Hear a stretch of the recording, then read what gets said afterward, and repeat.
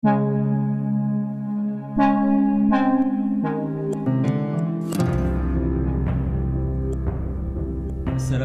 warahmatullahi wabarakatuh. Berjumpa kembali dengan channel Lapoi Madura.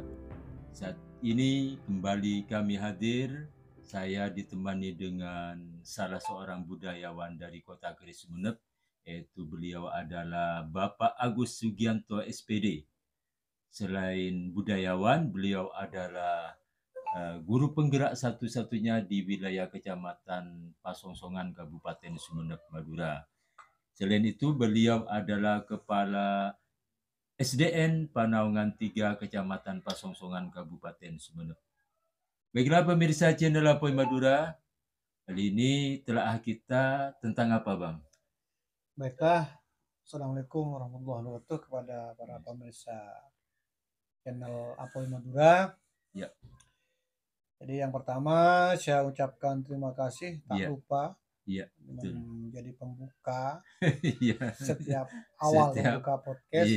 Saya ucapkan terima kasih yang sebesar-besarnya kepada channel Lapoi Madura yang sampai saat ini tak bosan dan jemu.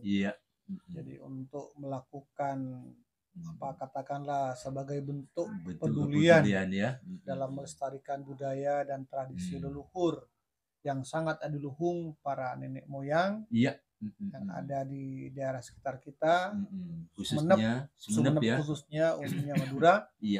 Yang kedua juga tak bosan dan jemu, saya juga mohon maaf yang sebesar-besarnya kepada para pinisepuh, para budayawan yang lebih senior, yang lebih paham. Bukan maksud kami menggurui, sok pintar.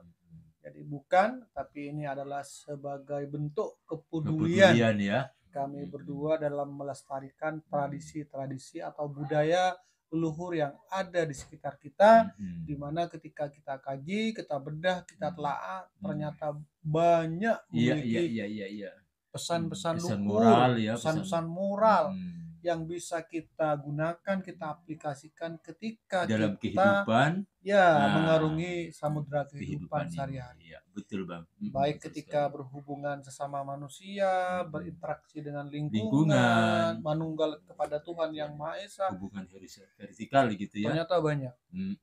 Jadi itu maksud kami berdua. Iya, betul, Bang. Baiklah, pada momen kali ini, pada kesempatan kali ini, kita berdua akan membahas tentang tradisi Ocung. Tradisi Ocung ya. Ocung yang ada di daerah Sumeneb.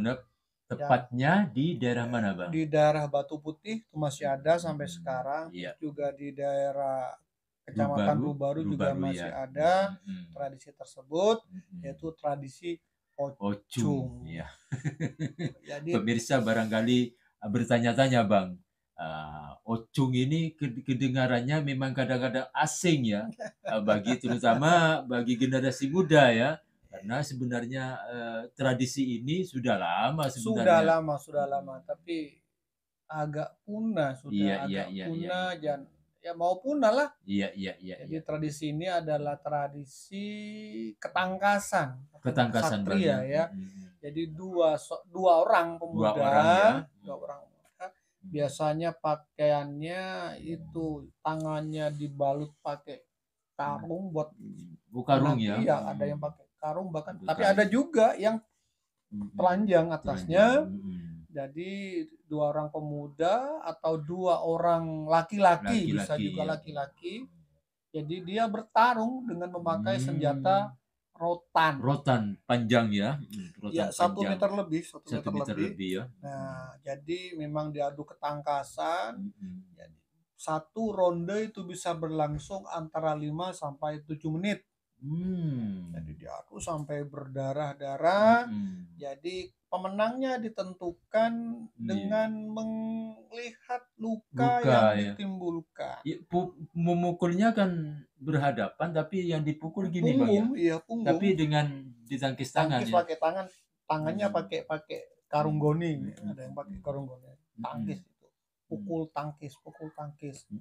Jadi kadang ada Atau yang mungkin pakai, ada Bang. ada yang pakai perisai juga, ada juga perisai. pakai perisai, tameng, ada juga yang pakai karung goni. Dipukul punggung atau bagian ya, belakang. bukan wajah ya. Bukan wajah, punggung bagian belakang. Jadi luka akibat rotan itu kemudian setelah berlangsung 1 ronde, 2 ronde itu dinilai Bang ya. Dilihat. Yang banyak lukanya berarti dia menjadi pasangan yang kalah.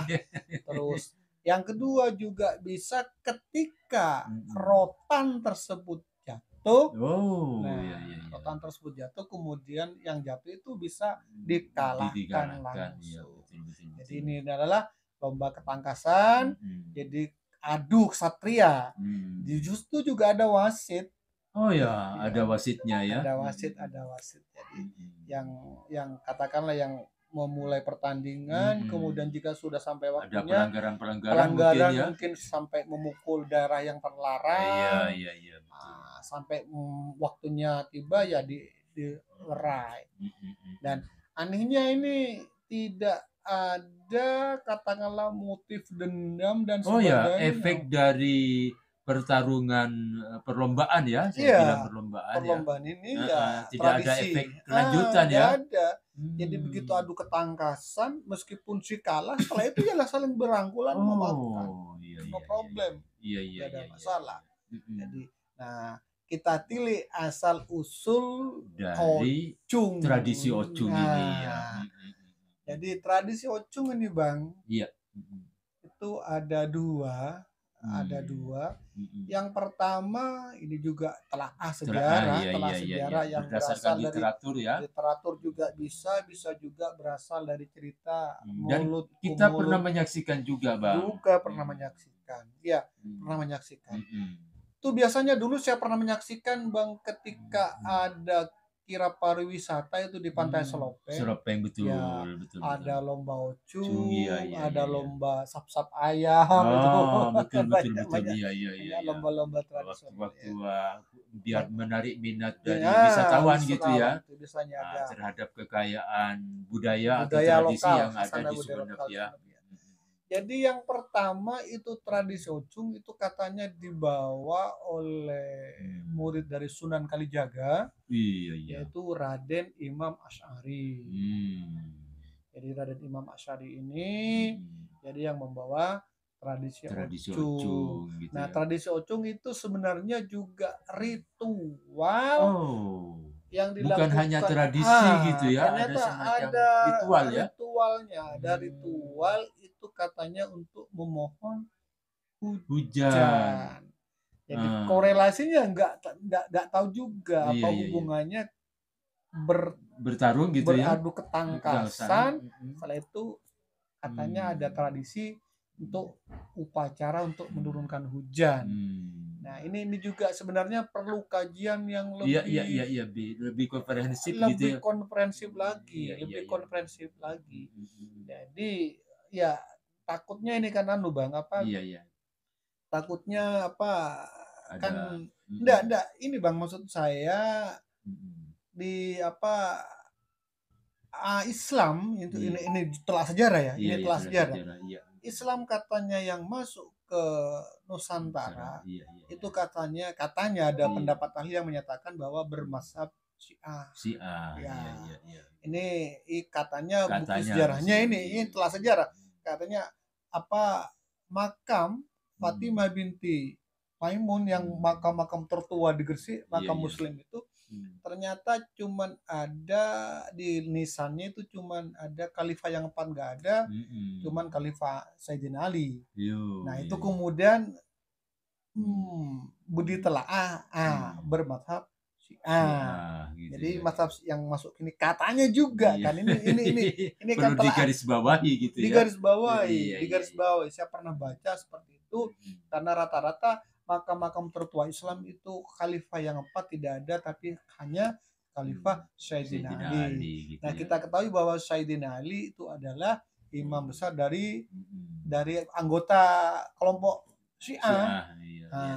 Nah, di tradisi Syiah ini biasanya pada waktu waktu Karbala, ya peristiwa terbunuhnya Said Hussein. Nah, biasanya melukai diri. Oh, tradisi Karbala ini. Tradisi Karbala. Jadi ada semua umat Syiah yang meluk Syiah itu biasanya akan berjalan kaki menuju padang Karbala, mengenang Saidnya Husain, jalan kaki nggak pakai alas, bahkan ada sampai yang melukai dirinya sendiri. Oh iya. Jadi itu adalah perwujudan bagaimana sakitnya Said Husain ketika kepalanya dipenggal kan. Bagaimana sakitnya beliau itu mau dirasakan, dinapaktilasi oleh tiap jemaahnya gitu ya. Iya, Karbala, dilukai, dicakar sendiri. Kadang-kadang yang ada yang pakai yang bisa apa, pokoknya dilukai. Nah, takut ini juga ada kaitan sejarah. Takut ada kaitan sejarah. Betul. Kan melukai diri juga pakai rotan. Iya, bertarung gitu ya. Bertarung juga. Yaitu ini sebenarnya perlu telah lagi yang lebih komprehensif. Di samping memang katanya adalah untuk ritual mendatangkan memohon hujan. Ya, gitu. Ini biasanya kan tradisi Ocung ini digelar ketika musim kemarau. Musim kemarau. Ini juga gimana? Biasanya kan umat Islam ketika ada korelasinya di mana korelasinya? Iya, biasanya umat Islam ketika hujan sangat belum datang hujan, kemarau, sholat istisqa. Nah, ini kok iya betul. Nah, tapi setelah saya baca, setelah baca literasi yang lain, ternyata ini juga ini di daerah Batu Putih. Iya, Batu Putih, Kecamatan Batu Putih. Ini ceritanya katanya pada waktu musim kemarau, musim kemarau sehingga kemarau panjang. Jadi orang semua kesulitan air. Kita ketahui memang di daerah Batu Putih ya, kering, hampir kering, nggak ada airnya. Ketika musim sudah kemarau, Batu Putih, banyak batu putihnya itu ya. Nah, ada 4 orang laki-laki, 4 orang pemuda menemukan sumur yang masih ada airnya, sumur atau mata air yang masih ada airnya. Nah, karena air sudah menjadi kebutuhan pokok, maka saling rebutlah. Oh iya. Rebutan gitu ya. Rebutan antara 4 orang itu ya.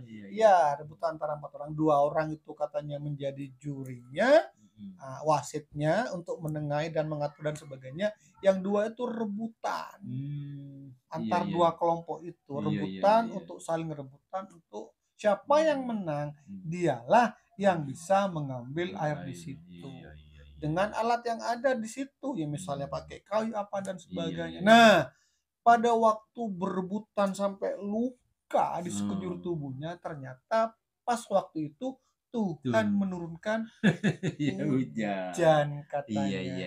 Pas waktu itu Tuhan menurunkan hujan lebat sehingga kemudian mereka berhenti menikmati hujan.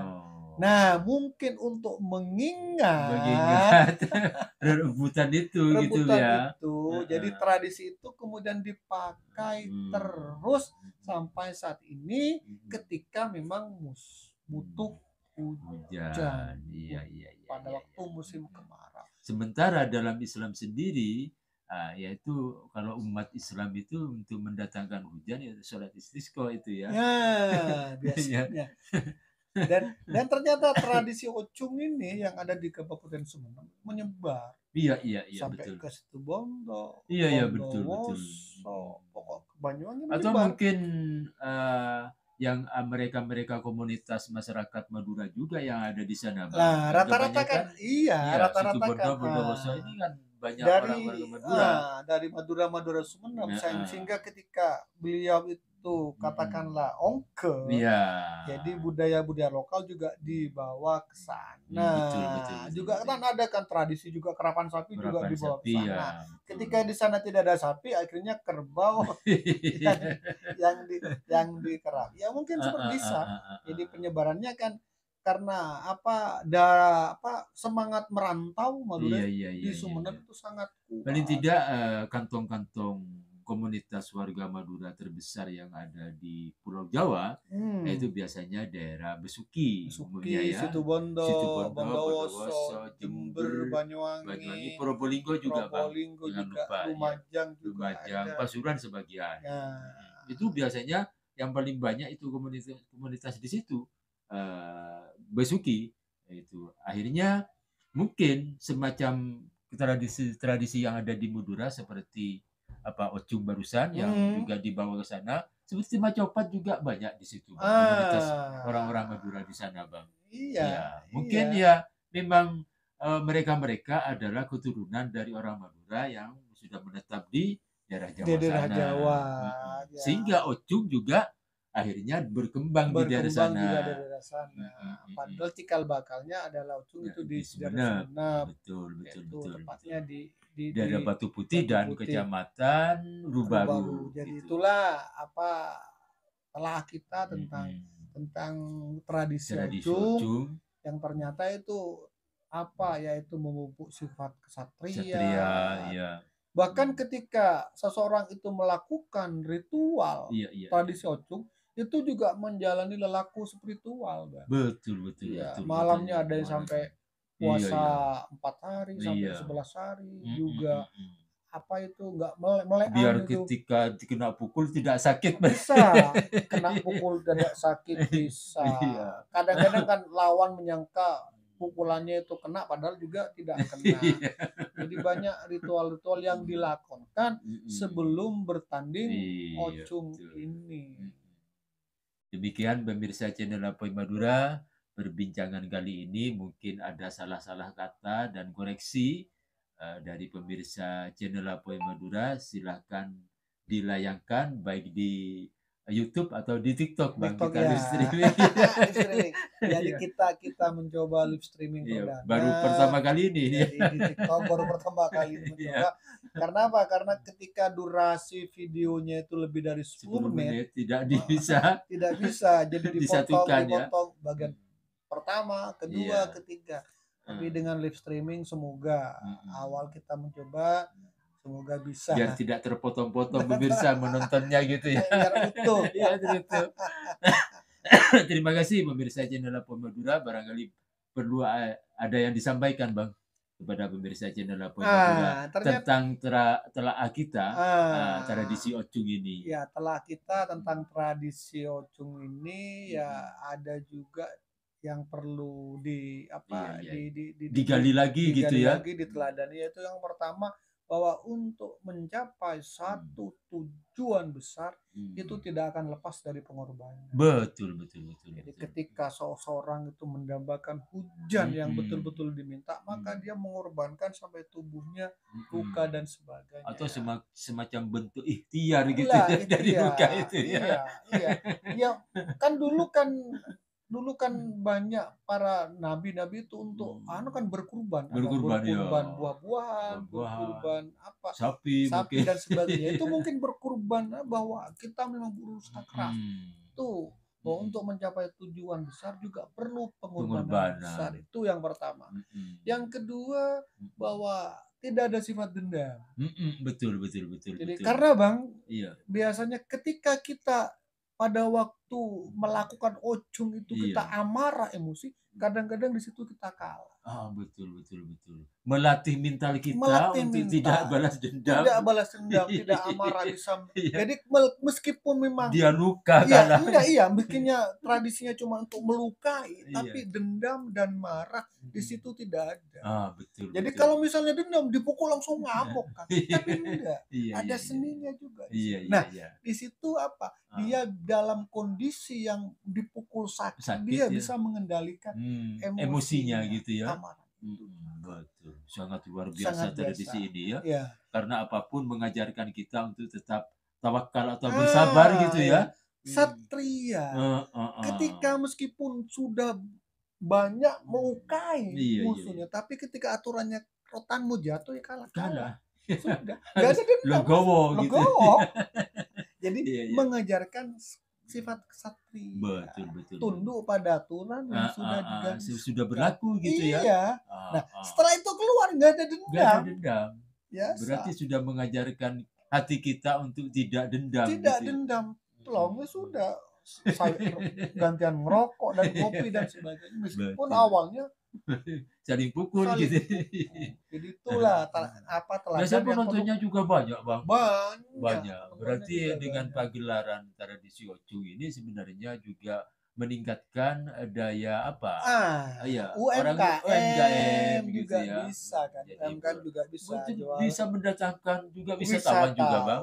Yang ingin tahu, Bang, iya kan? Kan biasanya dijadwal oleh Disbud Parpora gitu ya. Iya. Demikian pemirsa channel Apoy Madura.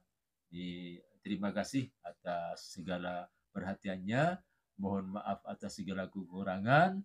Dan yang terakhir kami tidak lupa. Kami tidak mengharap subscribe. Kalau sudah banyak. Mohon doanya agar kami berdua tetap sehat walafiat. Sehingga kami tetap bisa menyajikan konten-konten yang berkenan dengan budaya dan tradisi leluhur kita. Dengan tujuan agar para anak muda generasi kita selanjutnya bisa tahu dan bangga akan keberadaan budaya kita tersebut. Iya. Oke, pemirsa, terima kasih. Wallahul muwaffiq ila aqwamit thoriq. Wassalamualaikum warahmatullahi taala wabarakatuh.